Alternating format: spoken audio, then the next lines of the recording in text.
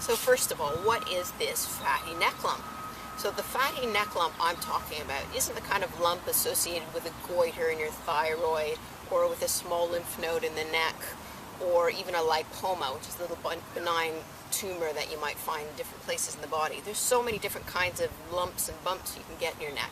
I'm talking specifically about the kind of lump that you may have noticed in your own spine at the base of your neck, sitting right on top of the thorax, mid part of the spine, colored blue here.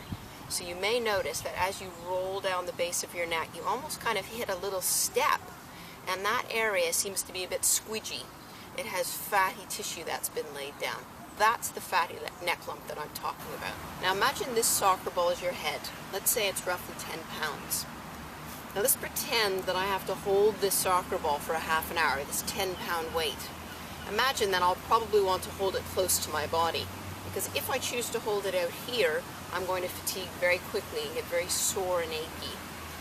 That's a little bit what it's like when we have forward head posture. When the head is no longer lined up right over top of our shoulder, it's that posture that's associated with the body laying down more fat over the vulnerable spine, in a sense to protect the spine. That's the way I describe it to my patients.